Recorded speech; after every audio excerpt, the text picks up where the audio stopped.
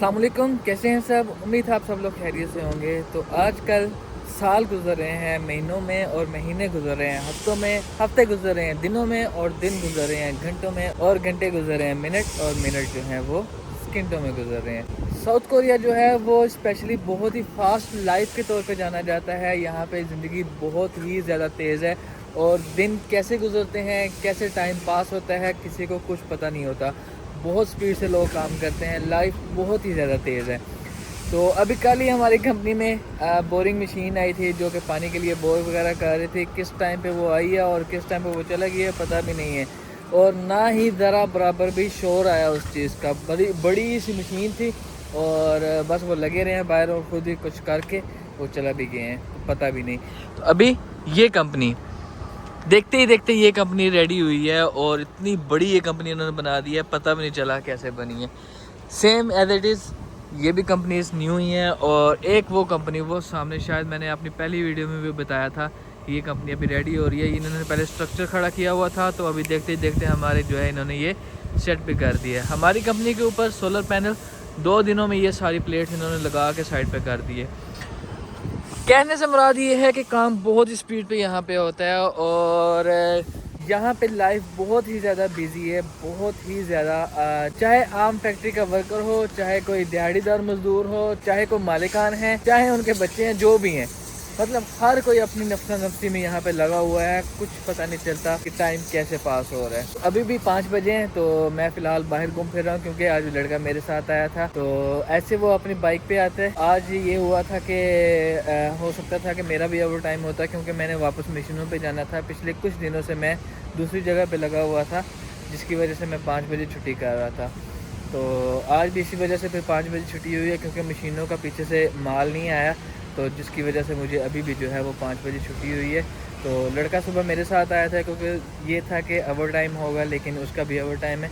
तो मैं अभी उसको वेट करूंगा 2 घंटे के लिए, उसके बाद फिर हम इकट्ठे घर वापस जाएंगे। मौसम की बात की जाए तो मौसम आजकल ये देख ही सकते हैं आप, सेम एज इट इज़ ऐसे ही है। बादल वगैरह होते रहते हैं तो हबस हो जाती है। अभी तो खैर हवा चल रही है, मौसम अच्छा है इस टाइम पे, लेकिन दोपहर को बहुत ही ज़्यादा गर्मी हो जाती है, गंदी सी धूप होती है। ये नीमी नीमी जो जिसे कहते हैं ना धूप, हल्की हल्की धूप, ये ज़्यादा तंग करती है, ये गर्मी बहुत ज़्यादा कर देती है। बाहर तो ठीक है हवा चल रही है, लेकिन अंदर जो है वो हबस होती है तो सांस भी लेना मुश्किल होता है। तो मैं ये हैरान हूँ, ये देखें कंपनी है और बहुत ही बड़ी कंपनी है ये, और दिनों में तैयार हुई है, पता ही नहीं कब तैयार हुई है कब नहीं। इसके लिए स्पेशली बसेस लगाई हुई हैं मज़दूरों के लिए, इतनी प्यारी बसेस हैं। ऐसे तो स्पेशल ट्रैवल एजेंसीज़ के पास होती हैं जो यहाँ पे इन्होंने सिर्फ वर्कर्स के लिए रखी हुई हैं ये बसेस। ये चेक करें, कंफर्टेबल लग्जरी बसेस हैं। चले मैं आपको एक व्यू दिखाता हूँ, एक इमेजिनरी व्यू। माशाल्लाह कितना ही खूबसूरत व्यू आ रहा है, ये चेक करें। सुभान अल्लाह, इसे कहते हैं ब्यूटी, पहाड़ों की ब्यूटी, लैंडस्केप। सुभान अल्लाह जी। तो अभी 7:30 हो चुके हैं और हमें हो गई है छुट्टी। तो हमें तो नहीं भाई, तलहा को, जो कि अभी ओवर टाइम कर रहे थे, तो 7:30 बजे भी उन्होंने आना है। निकलते हैं अभी घर को। शाम भी डल चुकी है, 7:30 बजे हैं, तो अभी देखिए अच्छा खासा अभी दिन है। अदरवाइज़ सर्दियों में इस टाइम पे आधी रात होती है, तो अभी मगरिब भी शायद नहीं हुई, होने वाली है बस। 5 बजे ट्रैफिक का सिलसिला शुरू हो जाता है इस रोड पे, और रोज़ इसी रोड से हम लोग आते जाते हैं। और ये रोड तकरीबन जो है 15 से 16 किलोमीटर लंबा है, इसकी लेंथ है। तो इस रोड पे वैसे मेरा जॉबलेस होते हुए बहुत ज़्यादा गुजर होता था, क्योंकि इसके साथ 2-3 जो है वो इंटरचेंज लगते हैं हाईवे के। तो जॉब इन्हीं एरियाज़ में ज़्यादा होती है, हदान, मतलब 2-4 शहर इसी को लगते हैं ना, इसी रोड को, तो जिसकी वजह से फिर इस पर ट्रैफिक ज़्यादा होती है। तो ये वाला अपना पिला है, और गाड़ी जो है मैंने इस वाले विले में लगाई होती है, वो सामने पीछे लगी हुई है। तो लोगों ने तो जिनके पास पार्किंग नहीं है वो इधर बाहर लगा दी होती है, जैसे ये गाड़ियाँ लगी हुई हैं। तो ऐसे SM5 भी जब मेरे पास थी तो वो भी मैंने यहाँ पे बाहर लगाई होती थी रोड के ऊपर ही। तो इसी तरह जो है वो अपना निज़ाम चलाते हैं। वो सामने भी आप देख सकते हैं जितने भी विलाज हैं यहाँ पे, उन सभी के बाहर लोगों ने अपनी गाड़ियाँ लगाई हुई हैं जिनकी अंदर पार्किंग नहीं है। तो इस वाले विले में ये वाला रूम अपना है, यहाँ पे हम लोग रह रहे हैं फ़िलहाल। तो अभी मैं आपको ये भी विज़िट करवाता हूँ अंदर जाके। जितने भी विले हैं सभी को यहाँ पे डिजिटल लॉक्स लगे होते हैं, यहाँ पे भी और ऊपर भी। तो ये है जी हमारा रूम, जो कि है 202 नंबर कमरा। रूम कह लें, अपार्ट कह लें, या कुछ भी कह सकते हैं आप। तो इसको सभी सभी जितने भी यहाँ पे कमरे हैं या अपार्ट्स हैं, उन सभी को यही लॉक लगा हुआ है, जो कि डिजिटल लॉक है।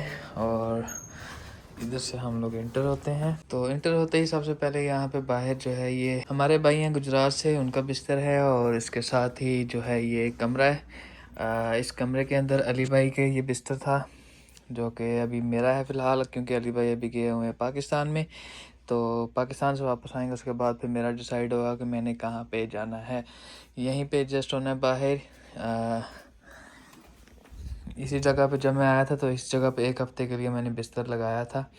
तो यहाँ से अभी मैं जो है अंदर शिफ्ट हो गया हूँ अली भाई के। इस बेड पे मैंने अपना भी बिस्तर लगाया हुआ है। अली भाई का बिस्तर वो सारा समेट के इधर रख दिया हुआ है। तो इस साइड पे ताहा भाई हैं, जो कि टोबा टेक सिंह से, तो ये उनका बिस्तर है। तो फ़िलहाल मैं यहाँ पे सो रहा हूँ। मेरा लैपटॉप और ये हेडफोन वगैरह मोबाइल यहाँ पे पड़ा हुआ है। और इस साइड पे ये किचन है जी, ये किचन है। फ्रिज है, एयर फ्रायर है, और साथ में बीच में ये फपतांग कहते हैं चावलों के कुकर को। इसके अंदर सिर्फ चावल ही बनते हैं। तो बाकी कैबिनेट्स हैं, और इन सभी कैबिनेट्स के अंदर जो है वो मसाला जात वगैरह सारे रखे हुए हैं। इस साइड पे ये वाशरूम है, और वाशरूम के साथ ही ये एक जो है बनी हुई है अलमारी सी, जिसके अंदर जूते वगैरह रखते हैं। और ये बाहर का दरवाज़ा है, शीशा लगाया हुआ है। हाय। और इस पर्दे के पीछे जो है लॉन्ड्री के लिए सारा चीज़ें पड़ी हुई हैं, मतलब मशीन वगैरह रखी हुई है, और कपड़े वगैरह सूखने के लिए डाले हुए हैं ऊपर। बात की जाए एयर कंडीशनिंग की, तो एसी जो है ये अगर यहाँ पे चला हो, दरवाज़ा खुला हो, तो पूरे घर को जो है ये ठंडा रख सकता है। और उसके बाद जो है यहाँ पे भी ये खिड़की है, जो कि इधर साइड को मतलब आगे खाली है, हवा क्रॉस हो सकती है इजीली। और इस साइड पे भी खिड़की है, तो खिड़कियाँ वगैरह खोली हो, ऑटोमेटिकली हवा पूरे घर से जो है वो खारिज होती रहती है, मतलब ठंडा रह सकता है अगर मौसम अच्छा हो तो। किचन में भी यहाँ पे पीछे खिड़की लगी हुई है, जहाँ से हवा क्रॉस हो सकती है। लॉन्ड्री वाले रूम में भी ये बड़ी खिड़की है।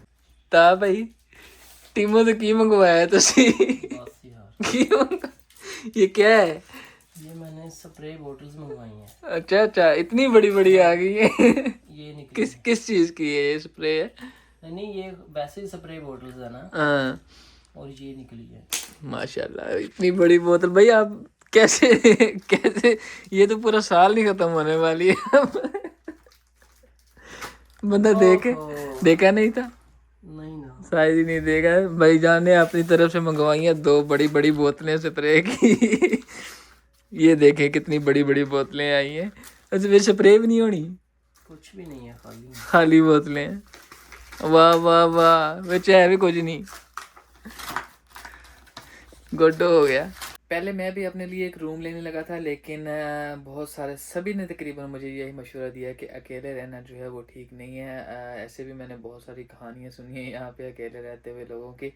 तो उस वजह से फिर जो है मैं अकेले नहीं रहा, तो मैं इनके साथ अभी शिफ्ट हुआ फ़िलहाल के लिए। उसके बाद देखूँगा किसी और लड़के के साथ जगह बनी, या कंपनी के दूसरे लड़के ढूंढ रहे हैं रिहाइश, अगर वो मिल गई तो फिर उन्हीं के साथ शिफ्ट होऊंगा, नहीं तो फिर रब जानता है बेहतर कहाँ पे होना है कहाँ पे नहीं। अगर बात की जाए किराया जात की, तो इंतहाई महंगे हैं शहर वाले एरिया में।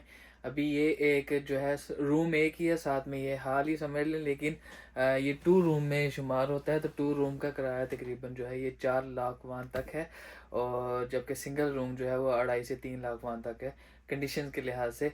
जैसे मैं अभी अवैस भाई के घर में रह रहा था वहाँ पे, हालांकि वो सिटी एरिया नहीं था, वीरान था, सिर्फ फैक्ट्री एरिया था, और उसमें जो है वो 4-5 विले बने हुए थे, तो उनके अंदर ही जो है रिहाइश थी। लेकिन फिर भी उसका किराया जो है वो 2.5 से 3 लाख वहाँ था। तो यहाँ पे भी सेम प्राइस है सिंगल रूम की, लेकिन ओल्ड है, पुराने रूम है। तो अभी मैंने पता किया जिसा दोंग में, जहाँ पे दिलबर की कंपनी है, वहाँ से पता करवाया था। तो वो भी कह रहे थे कि ऐसे ही सिंगल रूम जो डबल रूम में शुमार किया जाता है, जैसे ये अपार्ट है, तो डबल रूम में शुमार किया जाता है। तो डबल रूम की रिहाइश जो है वो भी तकरीबन 4.5 से 5 लाख वहाँ में आपको मिलेगी। तो ये पाकिस्तानी तकरीबन 1 लाख बनते हैं। तो जो है ख़र्चे वगैरह बहुत ज़्यादा हो जाते हैं, बिजली, गैस, पानी और उसके बाद फिर खाने पीने का ख़र्चा। तो एडजस्ट करना फिर जो है वो ज़्यादा किराए में एडजस्ट करना ज़्यादा मुश्किल होता है। तो 2-3 लोग मिल के रह रहे हों तो फिर थोड़ा बहुत जो है गुजारा हो जाता है, अदरवाइज़ जो है 1 या 2 बंदे के लिए मुश्किल हो जाता है। तो बहरहाल जो आपको मंजूर, देखते हैं नेक्स्ट होता क्या है। तो फ़िलहाल के लिए इतना ही, मुझे दीजिए इजाज़त। अपना बहुत सारा ख्याल रखिएगा, दुआ में याद रखिएगा। अल्लाह हाफिज़, अस्सलाम वालेकुम।